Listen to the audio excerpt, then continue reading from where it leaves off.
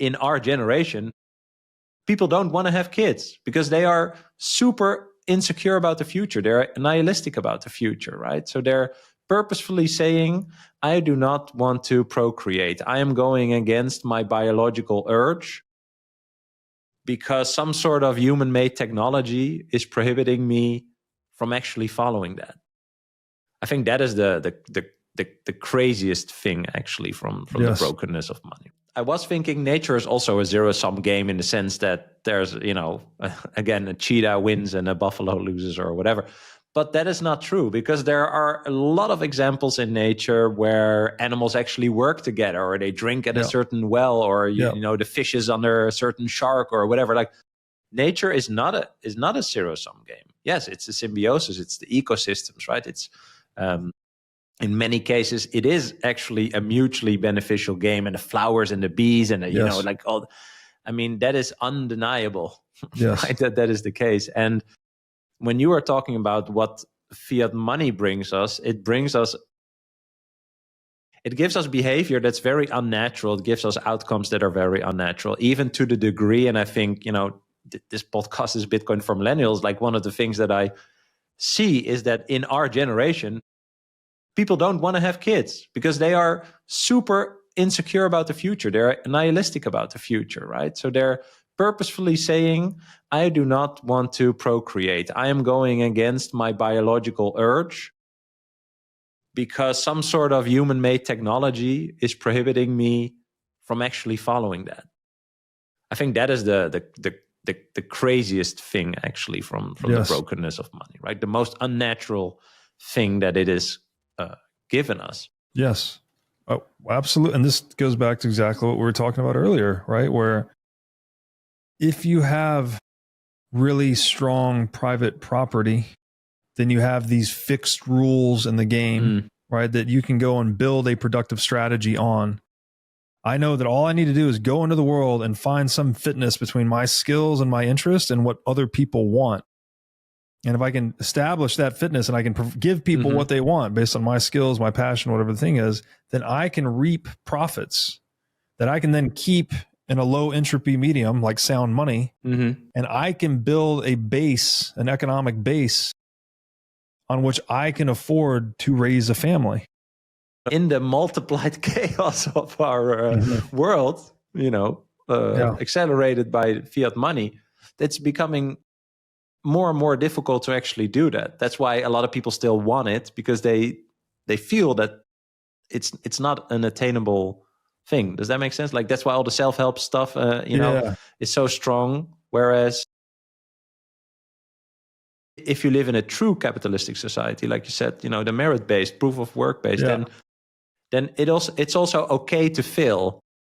I usually think, right? Like, the whole point is to fail, to try and fail, right? And to also figure out, like, who is then actually better than me? Oh, that's the guy that should actually make the bread. And I shouldn't make the bread because my bread sucks. I'm going to do another thing. I think that's very positive. Yes. Like, that would drive actual human evolution, to tie back to the evolution. That would make you a better human, a better actor in the world. Yes, absolutely. And then because you're able to learn, right? And learning is what evolution is doing, right? It's adapting to the changing circumstances. But when that learning signal is interrupted, right? Because you could actually be a really profitable bread maker, for instance. But if you're living in a very inflationary regime, well, then your business might still fail by no fault of your own. Right. So it's like, you can't even learn, is there product market fit between my bread and the market, because, they're printing money too quickly. And so what is this? This goes back to, again, the biblical stuff, right? Thou shalt not steal. Well, money printing is stealing. Did any surprise that one of the 10 commandments, thou shalt not steal, that if you do engage in it and you break that commandment, that you inhibit our ability to be fruitful and multiply, right? They go hand in hand. So why are people all of a sudden not wanting to start families? Because they can't afford it. It's not like people are like, oh, it's social media and people don't care anymore and the psychology has changed. It's like, sure, everything's multivariate. Everything's multivariate. You could chase down a million different causes for why people want to do it. But I guarantee you, like, I don't want to say I guarantee you. I have very strong conviction that the primary contributor to people not wanting to start families is the affordability issue. Yeah.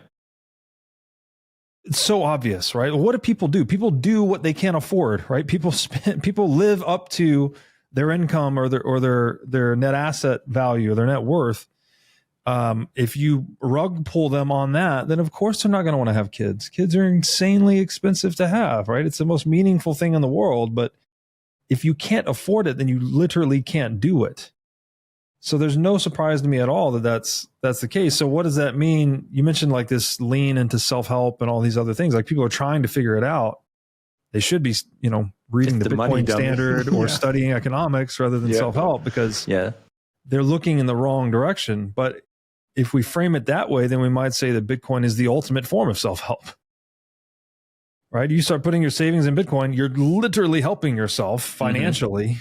You're pulling yourself out of this trap. You're opting out of the fiat matrix.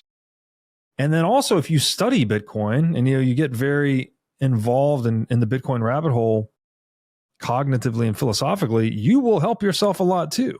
Right? You will start and others, and they will help you again in turn. Yeah. Yes. You become part of a community that's really competent at growing its purchasing power and growing its skills and critically examining itself and thinking about big ideas and big picture things. Like you level up. You actually level up, not only financially, but also spiritually. When you adopt Bitcoin, you stop running the rat race and you start walking your own path. Yes. Thanks for watching. If you enjoyed this episode, click here to find more just like it, and here to find our most recent episode. Also, make sure to like this video to help shine light on the corruption of money. And be sure to subscribe to this channel to stay connected.